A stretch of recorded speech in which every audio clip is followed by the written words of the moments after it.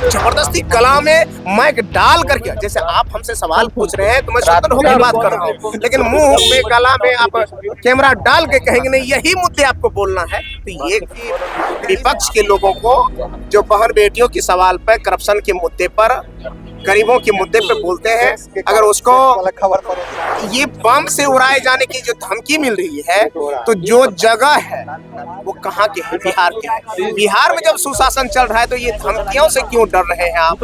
और धमकी देने वाले पैदा क्यों हुए जब आपका सुशासन 21 साल से चल रहा है? सम्राट जी फेल हुए हैं, अय्या पास हुए हैं। ये गौतम कृष्ण से पूछेंगे तो लोग कहेगा भैया ये विपक्ष में बैठे हुए हैं लोग तो ऐसे ही बोलेंगे।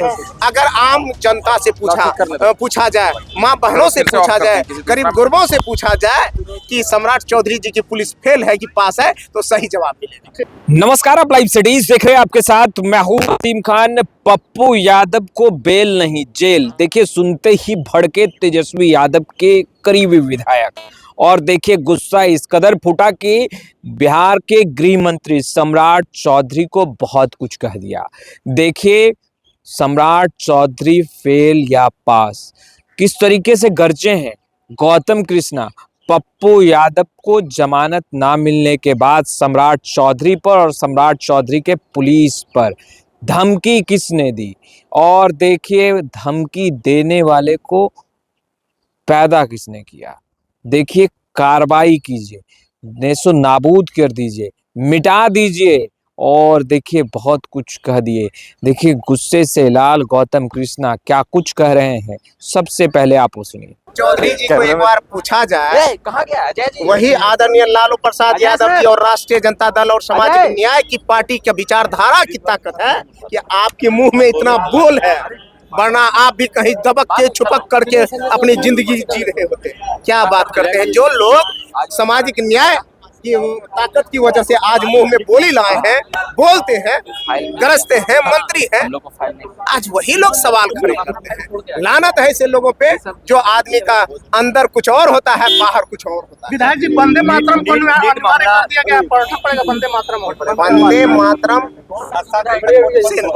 हमें तो लगता है कि किसी को परहेज नहीं उठना चाहिए ये, लेकिन इस बात को अगर जबरदस्ती थोपी जाए किसी पर तो उस पे थोड़ा सा ये लगता है कि थोपी नहीं जानी चाहिए।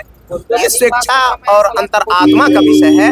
राष्ट्रभक्ति को हमको कोई दिखाने के लिए और प्रदर्शन करने के लिए अगर दबाव डालता हो तो यह गलत है। हमारा राष्ट्रभक्ति तो हमारे अंदर में है, दिल में है। हम सब हिंदुस्तानी जमीयत हम सब ने विरोध किया है कि जबरदस्ती हम क्यों पढ़ेंगे वंदे मातरम। अगर ये बात कहा है तो ये कहे आप जबरदस्ती गला में माइक डाल करके, जैसे आप हमसे सवाल पूछ रहे हैं तो मैं स्वतंत्र होकर बात कर रहा हूँ, लेकिन मुंह में गला में आप कैमरा डाल के कहेंगे नहीं यही मुद्दे आपको बोलना है, तो ये तो इसलिए वंदे मातरम अगर हम लोगों का राष्ट्रगीत है तो क्यों नहीं बोलेंगे, ठीक है, लेकिन जबरदस्ती कहिएगा नहीं तुमको पढ़ना होगा, तुमको पढ़ना होगा, तुमको पढ़ना। ये थोड़ा सा हमारे जो व्यक्तिगत अभिव्यक्ति की स्वतंत्रता है उसमें लगता है कभी कभी कि आक्षेप हो रहे हैं। ये क्या लग रहा है बंगाल चुनाव से पहले बीजेपी ने इसको लाया है? बंगाल चुनाव निशाना है बीजेपी का। बीजेपी देखिए, बीजेपी एक नाटक कंपनी है। बीजेपी क्या है?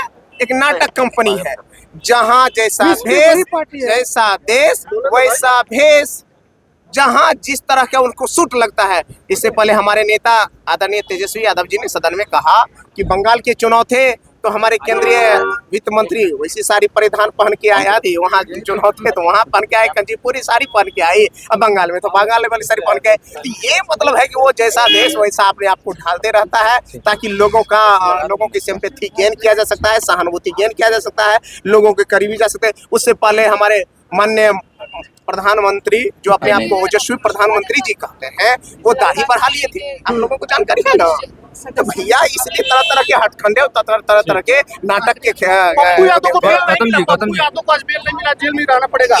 ये दुर्भाग्यपूर्ण है क्योंकि विपक्ष के लोगों को जो बहन बेटियों के सवाल पर, करप्शन के मुद्दे पर, गरीबों के मुद्दे पे बोलते हैं, अगर उसको खबर परोस रहा है इसीलिए जेल में बंद किया, ये बम से उड़ाए जाने की जो धमकी मिल रही है, तो जो जगह है वो कहाँ के है? बिहार के है। बिहार में जब सुशासन चल रहा है तो ये धमकियों से क्यों डर रहे हैं आप? और धमकी देने वालों से क्यों डर रहे हैं? और धमकी देने वाले पैदा क्यों हुए?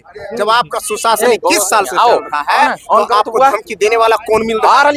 इसका मतलब है कि आप सदन के अंदर कहते कुछ और है, ठीक है, सदन के बाहर कुछ और होता है। तेजस्वी यादव जी क्यों नहीं आ धमकी रहे? देने वाले को अरे अगर भैया पुलिस- उनके बिहार अंगूठा पुलिस में धमकी देकर अंगूठा उसको घायल है, नाबूद इसलिए कर नहीं आ रहे हैं, देगा, ठीक तो होंगे आएंगे। क्यों परेशान है? कुछ लोगों ने नशा लेने की बात उठाई थी किनके बारे में? तेजस्वी यादव पर। यहाँ पे प्रणाम कुछ करता जो- हूं, लेकिन एक बात कहता हूं, जो माननीय विधायक की धमकी सवाल देने को वाले उठा को रहे हैं एक वो बार खुद बिहार नशाखोर पुलिस- हैं, बिहार की सुशासन शराब व्यवस्था माफिया धमकी हैं, दे दे। इसमें मुखिया हैं। जिसकी दावा हमारा लगातार सरकार करती है तो और नष्ट नाबूद कर दे तो क्या फिर से वो पनप पाएगा? क्या सम्राट फेल हो गए हैं? सम्राट फेल हो गए हैं? सम्राट जी फेल हुए हैं या पास हुए हैं? ये हेलो, मुद्दा हेलो, हेलो। गौतम कृष्ण से पूछेंगे तो लोग कहेगा भैया ये विपक्ष में बैठे हुए हैं लोग तो ऐसे ही चलो, बोलेंगे। चलो। अगर आम जनता से पूछा जाए, माँ बहनों से फिर से पूछा ऑफ जाए, करते हैं, गरीब गुरबों से पूछा जाए कि सम्राट चौधरी जी की पुलिस फेल है कि पास है, तो सही जवाब मिलेगा।